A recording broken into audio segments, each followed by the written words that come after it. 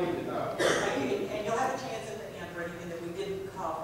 Mr. Penman, do you have additional comments? I do. You know, one of the things that we have to address is the magnets that we've made here for illegal immigration. You know, we have sanctuary cities, places like San Francisco that continue to get your federal tax dollars and then turn their back on federal law enforcement. That's unacceptable. We know the things that we need to do. It starts with securing the borders. It goes all the way to removing the incentive, making it harder for employers, making sure that there's less welcomeness. What am I talking about? Why does an illegal immigrant, an illegal alien, get in-state tuition when my brothers who have fought overseas do not?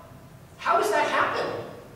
How is that? It's perverted. We've completely let our system go on its head. We know the unemployment rate is unacceptable, and then to say that there are folks that can't or won't take a job, part of that is that we've allowed the price action to move in such a way that people are not incentivized. The highest growth in unemployment today are young veterans that are getting out of the military. They need jobs. They would work any kind of job. The unemployment rate for them, 18 to 34, is at 30% right now. It's climbing to 50%. They don't have college degrees. Do you think that they can work in a field while they're getting on their feet? You bet they can. They've been doing it their whole lives. Thanks. We've talked a little bit about the Constitution and how this president has sort of overrun the Constitution, shall we say. So I want to talk a little bit more about that. The president has stated that he will bypass Congress whenever he needs to do so to get things done.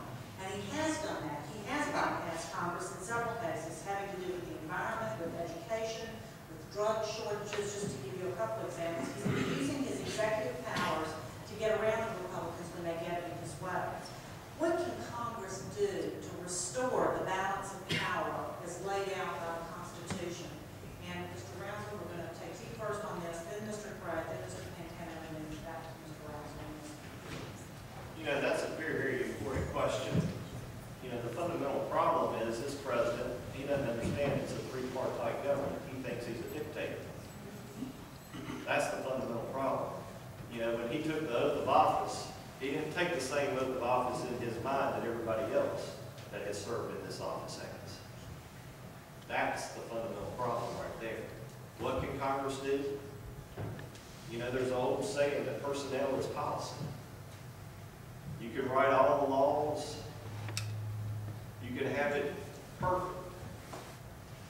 But the way it's implemented, the people who are there executing those laws, if they violate that oath, it all crumbles.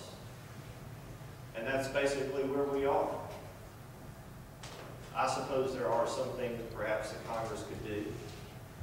We could have a little more check and balance in some ways and you know, get the president to adhere to that through various enforcement mechanisms. But if you have somebody who's intent on circumventing the Constitution, on circumventing the laws, on circumventing Congress, quite honestly, the only thing that's going to resolve it is to get rid of it. That's what we've got to do in November. If we don't do that in November, the country that you and I have known is not going to be the same for our children and our grandchildren. It's not even going to be the same for us.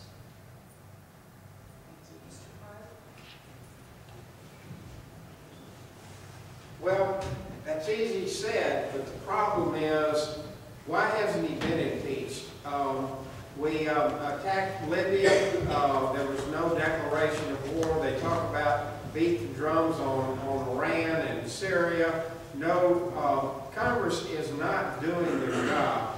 And the question is, why aren't they doing their job? Because the same people that put Obama in office and paid him their own Congress.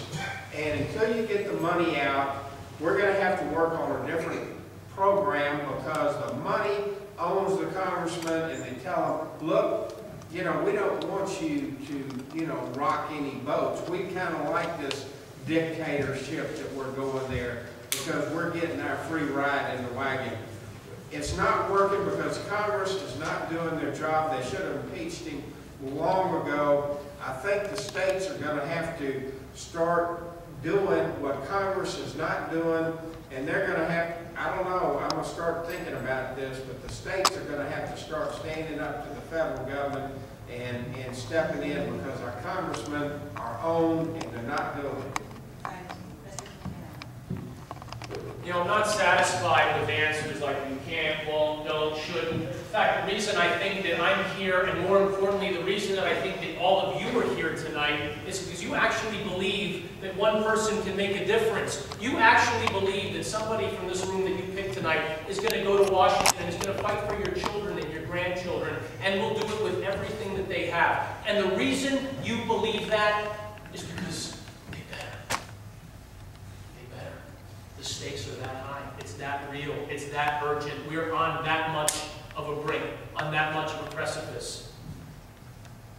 Article 1, Section 8, Clause 11 gives the Congress the ability to declare war, not the President. I've already put out a statement on this. You can go to my website, pantanoforcongress.com. The President seeks unilateral action against Syria or Iran without consulting the Congress. That's cause for impeachment. I will initiate the proceeding. I won't wait. Don't need to be told, don't need to be led. Friends, I've trained with the Israelis. I believe that we have to protect and defend Israel. But I will not allow this president to drag us into a war by himself to get reelected. I won't let him do that. He better work with the Congress or he's going to jail. Mr. Rouse.